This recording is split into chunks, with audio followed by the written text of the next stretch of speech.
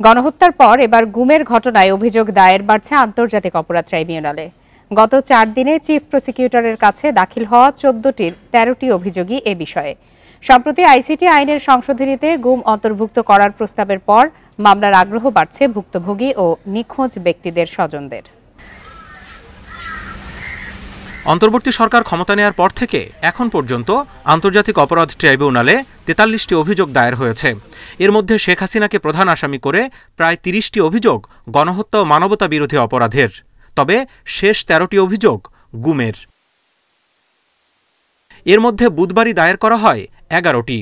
আওয়ামী লীগের সময় নিখোঁজ 10 ব্যক্তির স্বজন এবং 2015 সালে 6 মাস গুম থাকা সুপ্রিম কোর্টের আইনজীবী সোহেল রানা এসব অভিযোগ করেন। এতে শেখ হাসিনাও তার মন্ত্রিপরিষদের সদস্য এবং র্যাব কর্মকর্তাদের আসামি করা হয়েছে। 5 মাসে ছিলাম, সেখান থেকে আমার বাবা নিখোঁজ। আমি কখনো আমার বাবাকে বাস্তবে দেখিনি, তো আমি চাই যে আমার বাবা ফিরে আসুক। আমরা মামলা করছি, মামলা কপি এখানে জমা দিয়েছি, বিভিন্ন জায়গায় জমা দিয়েছি, কোথাও মামলা করছি, কোনো কাজ পাই না। র্যাবের আশরাফের কাছে আমার ভাইয়ের মোবাইল পাইছি। প্রসিকিউশন টিম জানায়, গত 15 বছর সহ বিভিন্ন সময়ে গুম হওয়া ব্যক্তি ও স্বজনরা ট্রাইব্যুনালে অভিযোগের অধিকার রাখে। গুমের ঘটনা হয়েছে, জোরপূর্বক আটকে রাখা হয়েছে, বা আদার অ্যাক্টস আন্ডার ইন্টারন্যাশনাল ল, আদার ক্রাইমস আন্ডার ইন্টারন্যাশনাল ল, এরকম সংজ্ঞার মধ্যে যে সমস্ত অপরাধ হয়েছে সেগুলোর ব্যাপারে অবশ্যই আন্তর্জাতিক অপরাধ ট্রাইব্যুনালের জুরিসডিকশন আছে। ভুক্তভোগীদের অভিযোগ, র্যাবের বিভিন্ন ক্যাম্পে থাকা গোপন কক্ষগুলো ধ্বংসে নেওয়া হয়নি যথাযথ উদ্যোগ। ওখানে একজন গুম হয়েছে, তার মার সঙ্গে আমার কথা হলো। তার মা বলছে, বাবা আমি শিওর যদি র্যাব 1-এর আয়নাঘরটি উন্মুক্ত করা হতো তাহলে আমি মনে হয় আমার ছেলেকে পেতাম। আয়নাঘর তো একটা প্রতিশব্দ, আসলে এগুলো তো ছড়িয়ে ছিটিয়ে আছে। তো আপনার প্রত্যেকটি জায়গা যদি উন্মুক্ত করা হতো, প্রত্যেকটি ফ্যামিলি সান্ত্বনা নিজেকে দিতে পারতো। চিফ প্রসিকিউটর জানান, গুমের ঘটনায় দায়ের করা অভিযোগগুলো নিয়ে ট্রাইব্যুনালের তদন্তের পর হবে চূড়ান্ত মামলার সিদ্ধান্ত। Jahidul Bashar, independent news, Dhaka.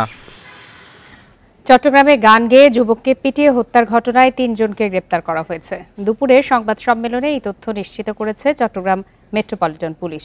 সংবাদ সম্মেলনে বলা হয়, চট্টগ্রাম ছাত্র জনতা ট্রাফিক গ্রুপ নামে একটি হোয়াটসঅ্যাপ গ্রুপ থেকে যুবককে আটকের পর গণপিটুনির আহ্বান জানানো হয়। সেখানে শাহাদাতকে পরিচয় করিয়ে দেওয়া হয় ছিনতাইকারী হিসাবে। মারধরে অংশ নেয় 20 থেকে 25 জন।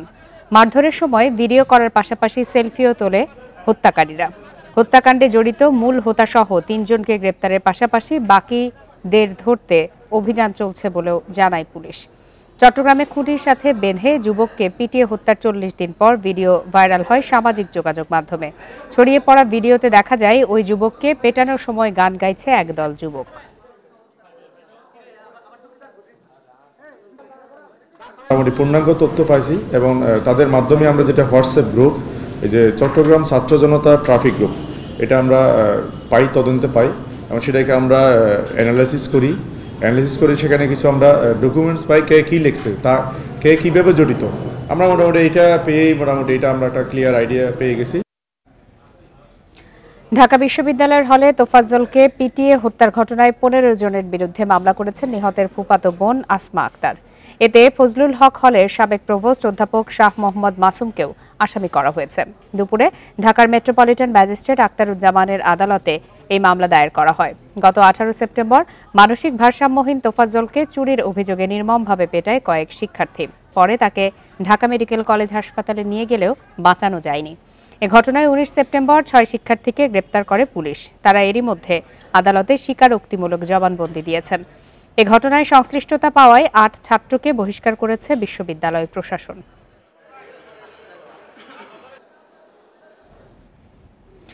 চট্টগ্রামে কিশোরীকে দল বেঁধে ধর্ষণের মামলায় 2 দিনেও গ্রেপ্তার করা যায়নি 4 আসামিকে। এখন পর্যন্ত গ্রেপ্তার কেবল অটোরিকশা চালক আবুল কালাম। তাকে পুলিশের হাতে তুলে দিয়েছিল স্থানীয় জনতা। এলাকায় চুরি, ছিনতাই সহ নানা অপরাধের অভিযোগ এই আসামিদের বিরুদ্ধে। চট্টগ্রাম মেডিকেল কলেজ হাসপাতালের ওয়ান স্টপ ক্রাইসিস সেন্টারে চিকিৎসাধীন ধর্ষিত 15 বছরের ওই কিশোরী। মামলা হলেও এখনও গ্রেপ্তার হয়নি আসামিরা সবাই। এ নিয়ে শঙ্কায় রয়েছে ভুক্তভোগীর পরিবারের সদস্যরা। ওনারা নাকি ঘুরতে আসছিল, আত্মীয়র বাড়িও নাই, ঘুরতে আসছিল বলে 4-5 জনে ওরা ধরছে। গেল সোমবার বন্ধুর সঙ্গে কুমিল্লা থেকে চট্টগ্রামে যায় ওই কিশোরী। পরে ঠিকানা হারিয়ে ফেলায় তাদের সহায়তার নাম করে একটি পরিত্যক্ত বাড়িতে নিয়ে যায় এক অটোরিকশা চালক। সেখানেই দল বেঁধে ধর্ষণ করা হয় তাকে। পরে তাদের উদ্ধার করে স্থানীয় কয়েকজন শিক্ষার্থী। চিটার মেডিকেল থেকে ডাইরেক্ট ভিকটিমের কাছে যায়, যে ধর্ষিত হয় তার কাছে যায় এবং কিছু চোর চাটাইদের ছবি দেখায় যারা এর আগে এখানে ক্রাইম করেছে। তো ভিকটিম তাদের সন্দেহ বলেছে যে এদের মধ্যে একজন ছিল। দৃষ্টান্তমূলক শাস্তি চাই এই অপরাধের সাথে যে জড়িত থাকুক না কেন। ঘটনাস্থল থেকেই অটোরিকশা চালক আবুল কালামকে আটক করে পুলিশে দেয় জনতা। বাকি আসামিদের ধরতে পুলিশের অভিযান চলছে। আমরা একজনকে এই ঘটনার সাথে জড়িত তাকে আমরা আটক করতে সক্ষম হয়েছি এবং অন্য যারা জড়িত ছিল তাদের পরিচয় আমরা অলরেডি নিয়েছি এবং তাদেরকে গ্রেপ্তারের জন্য আমাদের বিশেষ অভিযান অব্যাহত আছে। এই ঘটনায় মঙ্গলবার খুলশী থানায় 5 জনকে আসামি করে মামলা করেছেন ভুক্তভোগী কিশোরী। Independent news. সুষ্ঠু ভোটের অপেক্ষায় রয়েছে জনগণ, এমন মন্তব্য করেছেন বিএনপি সিনিয়র যুগ্ম মহাসচিব রুহুল কবির রিজভী। নির্বাচন কমিশন সহ সব সংস্কারে বেশি সময় লাগার কথা না বলেও মনে করেন তিনি। এদিকে বিএনপি নেতা মঈন খান আশা প্রকাশ করেন, ভোটের মাধ্যমে শিগগিরই প্রতিষ্ঠিত হবে জনগণের সরকার। রাজধানীতে আলাদা অনুষ্ঠানে এসব কথা বলেন নেতারা।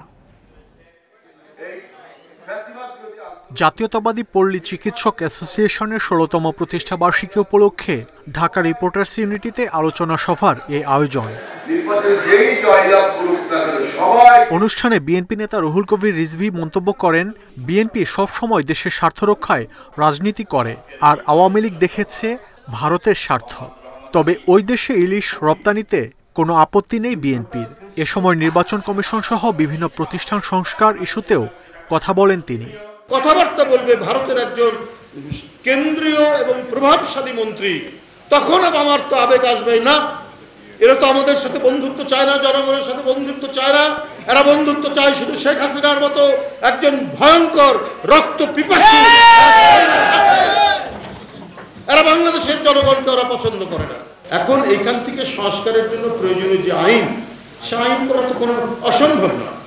শেখ হাসিনা আমাদের রাষ্ট্রীয় সংবিধানকে কেটে কুটে তার নিজের মতো করে একটা মুড়ির ঠোঙ্গা বানিয়েছিলেন। এদিকে নাগরিক ঐক্যের সভাপতি মাহমুদুর রহমান মান্নাকে দেখতে বঙ্গবন্ধু মেডিকেল বিশ্ববিদ্যালয় হাসপাতালে যান বিএনপির স্থায়ী কমিটির সদস্য মঈন খান। পরে সাংবাদিকদের কাছে তিনি বলেন, ছাত্র জনতার আন্দোলনে যে বিজয় এসেছে তা ধরে রাখতে হবে। স্বৈরাচারী সরকার এই বাংলাদেশ থেকে পালিয়ে যেতে বাধ্য হয়েছে এবং সে কথাটি আজকে নতুন করে বলতে হয়। সেই সংগ্রামে আমরা রাজপথে ছিলাম। মান্না সাহেবকে আপনারা প্রতিনিয়ত রাজপথে দেখেছেন। তিনি জনগণের জন্য তার জীবনকে উৎসর্গ করেছেন এবং আজকে আমরা চাই যে মানুষের সেই অধিকার সম্পূর্ণভাবে নতুন করে পুনঃপ্রতিষ্ঠিত হোক। মাহমুদ শরীফ, ইন্ডিপেন্ডেন্ট নিউজ, ঢাকা। আওয়ামী লীগকে বাদ দিয়ে বাংলাদেশে প্রকৃত সংস্কার ও নির্বাচন সম্ভব নয় বলে মন্তব্য করেছেন সাবেক প্রধানমন্ত্রী শেখ হাসিনার ছেলে সজীব ওয়াজেদ জয়। বার্তা সংস্থা রয়টার্সকে দেয়া এক সাক্ষাৎকারে এমন মন্তব্য করেন তিনি। 18 মাসের মধ্যে বাংলাদেশের নির্বাচন অনুষ্ঠানের বিষয়ে সেনাপ্রধান জেনারেল ওয়াকারুজ্জামানের বক্তব্যকে স্বাগত জানান জয়। তবে আওয়ামী লীগের অংশগ্রহণ ছাড়া সুষ্ঠু নির্বাচন সম্ভব নয়। জয়ের দাবি, দেশের সবচেয়ে পুরানো ও বৃহত্তম রাজনৈতিক দলকে বাদ দিয়ে সংস্কারও অসম্ভব। এর আগেও অসাংবিধানিক ও অনির্বাচিত সরকার সংস্কারের প্রতিশ্রুতি দিয়ে কালক্ষেপণ করেছে বলে মন্তব্য করেন তিনি। শেখ হাসিনা দেশে ফিরবেন কিনা এমন প্রশ্নের জবাবে জয় বলেন, এটি তার একান্ত সিদ্ধান্ত।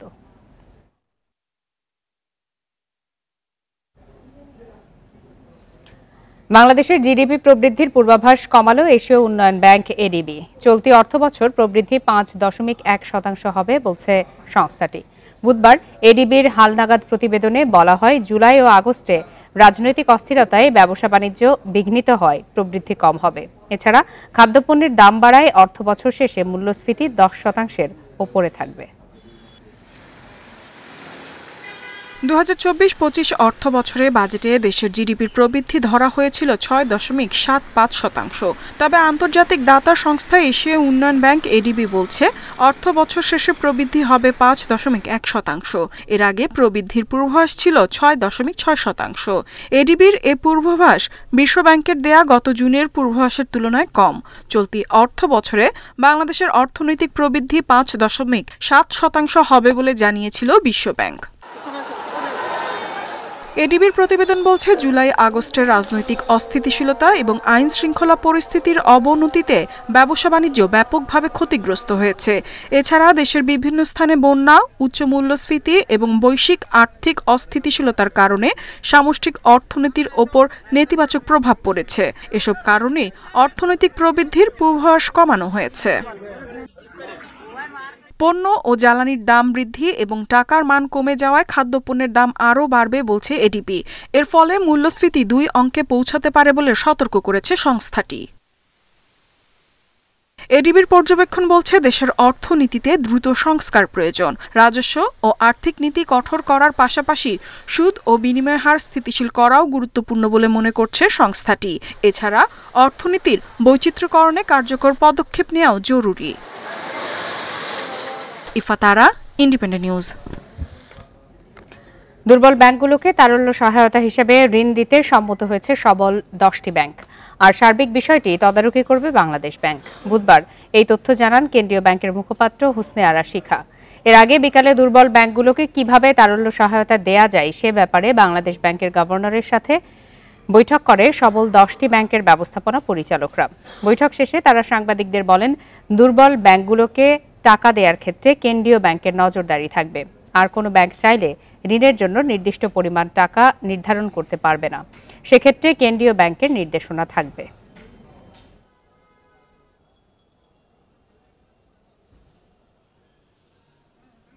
সিস্টেমের স্টেবিলিটি সেটাকে অ্যাচিভ করতে সহায়তা করবে না। এটা হয়তো দেখবো, আমরা দেখি কি করা যায়। যেহেতু অপশনটা এর মধ্যে খোলা আছে, বাংলাদেশ ব্যাংক এই অপশনটা এক্সারসাইজ করতে চাচ্ছে এবং তাদের মনে হচ্ছে যে ব্যাংকগুলো হয়তো অ্যাটলিস্ট কিছু ব্যাংক বেরিয়ে আসতে পারবে এর মধ্যে। চলতি মূলধনে যাদের ঘাটতি রয়েছে এই ধরনের ব্যাংকগুলোকে সাহায্য করার জন্য ইতিমধ্যে বাংলাদেশ ব্যাংক 5টা ব্যাংকের সাথে চুক্তি করেছে। 2টা ব্যাংক আরো অপেক্ষমান অবস্থায় আছে, আমাদের কাছে আবেদন করেছে, কিন্তু এখন পর্যন্ত কোনো ব্যাংক অন্য কোনো ব্যাংক থেকে তারল্য সহায়তা পায় নাই।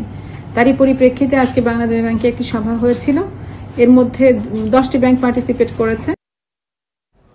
অভিন্ন নদীতে ন্যায্য হিস্সা পেতে আন্তর্জাতিক আইনে অনুস্বাক্ষর করা জরুরি। আন্তঃসীমান্ত নদীর অংশীদারিত্ব পেতে জাতিসংঘের এই কনভেনশনের শর্ত পূরণে উজানের সব দেশকে আন্তরিক হওয়ার আহ্বান জানিয়েছেন পানি সম্পদ উপদেষ্টা সৈয়দা রিজওয়ানা হাসান। বুধবার এক সেমিনারে তিনি বলেন, শিগগিরই ভারত, চীন সহ উজানের দেশের সঙ্গে আলোচনার প্রস্তুতি নিচ্ছে মন্ত্রণালয়। অভিন্ন জলরাশি নিয়ে 1997 সালে আন্তর্জাতিক আইনটিতে শুধু ভূগর্ভস্থ পানি ব্যবস্থাপনার কথা বলা আছে। সেখানে চীন সহ উজানের দেশ ও সার্কভুক্ত কোনো দেশ আজও অনুস্বাক্ষর করেনি। তাই ভাটিতে নদীর পানির ন্যায্য ভাগাভাগির জটিলতা দূর হয়নি। পানির হিসাব পেতে নতুন কিছু কৌশল নেয়ার সময় এসেছে। বিশ্ব নদী দিবস উপলক্ষে পানি ভবনে অভিন্ন নদীতে বাংলাদেশের ন্যায্য অধিকার বিষয়ক এক সেমিনারে পানি সম্পদ উপদেষ্টা এ মন্তব্য করেন। আমাদের উজান কিন্তু শুধু ভারত না, আমাদের উজান কিন্তু নেপাল, আমাদের উজান কিন্তু চায়না। আমাদের এই উজানের একটা দেশও এটা স্বাক্ষর করেনি। যেহেতু এটা একটা জাতিসংঘের কনভেনশন, কাজে আমরা যদি অনুস্বাক্ষর করি তাহলে জাতিসংঘকেও আমরা আমাদের কথাগুলো জানাতে পারব। সভায় উপদেষ্টা আরও বলেন, উজানের দেশে নদীর উপর কত বাঁধ ও স্থাপনা নির্মাণ করেছে তার তথ্য দেয় না। এতে ভাটির দেশগুলোতে বন্যার প্রাণ ও সম্পদহানি তীব্র হচ্ছে। এখানে জল ব্যবস্থাপনা ঝুঁকিতে ফেলছে। বৃষ্টিপাতের পরিমাণ কি, পানির পরিমাণ কি এবং ডিসচার্জ কতটুকুন করা হবে। যেখানে যেখানে স্ট্রাকচার করছে, এটা কেবল ভারত না, চীন করলেও নেপাল করলেও কোথায় কোথায় স্ট্রাকচার হচ্ছে এটা আমাদের জানতে হবে। এটা না জানলে আমাদের পানি ব্যবস্থা সম্পূর্ণভাবে একটা ঝুঁকির মধ্যে পড়ে যাবে। ভারত মিয়ানমারের সাথে বাংলাদেশের 57টি আন্তঃসীমান্ত নদী, এর বাইরেও প্রায় 100 নদী প্রতিবেশী দেশের সাথে প্রবাহিত।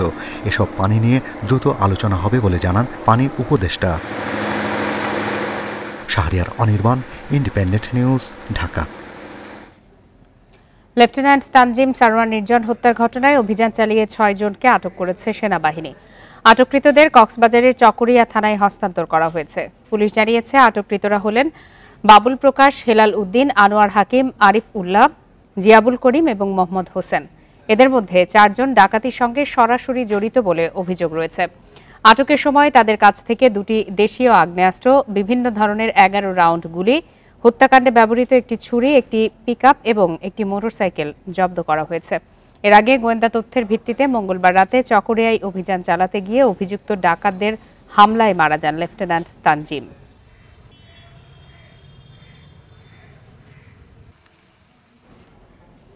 বৃহস্পতিবার পর্যন্ত দেশের ৮ বিভাগে ভারী থেকে অতি ভারী বৃষ্টির আভাস দিয়েছে আবহাওয়া অফিস। তবে শুক্রবার নাগাদ কমে আসবে এর তীব্রতা। এর কারণ হিসেবে মৌসুমী বায়ুসহ সাগরে থাকা লঘুচাপের কথা জানিয়েছে তারা। বহাল রেখেছে সমুদ্র বন্দরে ৩ নম্বর সতর্ক সংকেত। মঙ্গলবার রাত থেকে থেমে থেমে বৃষ্টি, সেই বর্ষণের মধ্য দিয়ে শুরু দিনের প্রথম ভাগও। ভোর ৬টা থেকে ৯টা পর্যন্ত ৩ ঘন্টায় এর পরিমাণ ২৬ মিলিমিটার। সে কারণে যথারীতি নগরবাসীর সকালটা কাটে দুর্ভোগে। কাজে যেতে ছিল গণপরিবহন না পাওয়া সহ নানা ভোগান্তি। সকাল থেকে বের হয়েছি, প্রাইভেট জব করি, সারাদিন সকালবেলায় এই যে বের হয়েছি, কাজ করতেই হবে।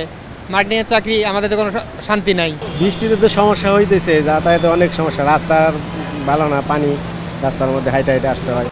এই অবস্থায় কোনো সুখবর দিতে পারছে না আবহাওয়া অফিস। তারা বলছে এই বৃষ্টি থাকবে শুক্রবার পর্যন্ত, তবে ৪৮ ঘন্টার মধ্যে কমে আসবে এর তীব্রতা।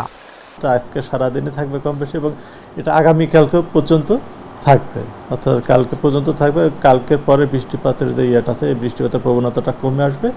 তবে বৃষ্টিপাত একেবারে বন্ধ হয়ে যাবে না বা থেমে যাবে না। বৃষ্টিপাতের এখন যে ভারী বৃষ্টি বা অতি ভারী বৃষ্টি হচ্ছে, সেই ইয়েটা প্রবণতাটা কমে আসবে, তবে বৃষ্টিপাত থাকবে। মৌসুমী বায়ুর প্রভাবেই এই বৃষ্টি জানিয়ে আবহাওয়া অফিস বলছে, এর সঙ্গে যোগ হয়েছে বঙ্গোপসাগরে থাকা লঘুচাপের প্রভাব। Khaled Raihan, independent news, Dhaka. শ্রমিকদের দাবি মেনে নেয়ার আশ্বাসে আজ গাজীপুরে খুলেছে সব পোশাক কারখানা। সকাল থেকে শ্রমিকদের কর্মচাঞ্চল্যে মুখর শিল্পাঞ্চল। সাভার আশুলিয়ার পোশাক কারখানাগুলোতেও পুরো দমে চলছে উৎপাদন। তবে আর্থিক সংকট ও নিরাপত্তার কারণে এখনো বন্ধ আছে ১৯টি কারখানা। বকেয়া বেতন, হাজিরা, বোনাস সহ বিভিন্ন দাবিতে গত কয়েকদিন শ্রমিক অসন্তোষের কবলে পড়ে গাজীপুর ও সাভার শিল্পাঞ্চল। তবে মঙ্গলবার ১৮ দফা দাবি মেনে নেয়ার ঘোষণা আসলে স্বস্তি ফেরে শ্রমিকদের মনে। বুধবার সকাল থেকে কাজে যোগ দেন গাজীপুর পোশাক কারখানার শ্রমিকরা। আমাদের দাবি ছিল সরকার যে মাইনে নিয়েছে, আমরা এতে খুশি। আর আমি মনে করি যে সকল গার্মেন্টস শ্রমিকরা কাজে যোগদান করা উচিত। দাবিগুলো দেওয়া ছিল, এগুলো বিজিএম থেকে সরকারের সব একত্রিত বৈঠক হয়ে সব দাবিগুলো মাইনে নেওয়া হয়েছে। মানা নেওয়ার পরে আমাদের সবকিছু সুস্থ সুন্দরভাবে প্র্যাকটিস চলতেছে। সাভার শিল্পাঞ্চলের পোশাক কারখানার শ্রমিকরাও কাজে যোগ দিয়েছেন। উপস্থিতি স্বাভাবিক এবং কোথাও অসন্তোষ দেখা যায়নি বলে জানিয়েছে শিল্প পুলিশ। তবে আর্থিক সংকট ও নিরাপত্তার কারণে এখনো বন্ধ আছে সাভারের ১৯টি কারখানা। আলোচনার মাধ্যমে এসব বন্ধ কারখানা খোলার চেষ্টা হচ্ছে জানিয়েছে মালিকপক্ষ ও শিল্প পুলিশ। ১৪টি ফ্যাক্টরি ১৩ রেখে বন্ধ আছে এবং ৫টি সাধারণ ছুটি ঘোষণা আছে। ১৪টির মধ্যে আপনার ৩টি নরায়ণজি আছে। এর মধ্যে কিছু ফ্যাক্টরি আছে আপনার বেতন ভাতা সময়মতো পরিশোধ করতে না পারার কারণে বন্ধ আছে। কারখানার নিরাপত্তায় প্রতিষ্ঠানের নিজস্ব নিরাপত্তা কর্মী ছাড়াও অতিরিক্ত পুলিশ কাজ করছে। এছাড়া শিল্প এলাকায় শৃঙ্খলা বজায় রাখতে বিজিবি ও সেনা টহল জোরদার করা হয়। সোহেলি জাহান, ইন্ডিপেন্ডেন্ট নিউজ। ফারুক আহমেদ সভাপতি হওয়ার পর বিসিবিতে সংস্কার চলছে। সেই লক্ষ্যে বোর্ডের ৩য় সভা বৃহস্পতিবার বিকাল ৪টায়, যেখানে নিশ্চিতভাবে বেশ কিছু পরিচালকের পদ শূন্য হবে। টানা ৩ বোর্ড সভায় উপস্থিত না থাকায় সদস্য পদ হারাবেন পাপন, নাসির, মল্লিক সহ বেশ কয়েকজন পরিচালক। আরও 2 জনের পদত্যাগ করার গুঞ্জন রয়েছে। বোর্ড সভায় কোরাম গঠনের পাশাপাশি স্ট্যান্ডিং কমিটি নিয়েও আসতে পারে সিদ্ধান্ত। আওয়ামী লীগ সরকার পতনের পর অনেক স্ট্যান্ডিং কমিটি চলছে চেয়ারম্যান ছাড়া। বৃহস্পতিবারের সভায় দায়িত্ব বন্টন হতে পারে। ক্রিকেট অপারেশনসে নাজমুল আবেদিন ফাহিম আর মিডিয়া কমিটির দায়িত্ব পেতে পারেন ফাহিম সিনহা কিংবা ইফতেখার রহমান মিঠু।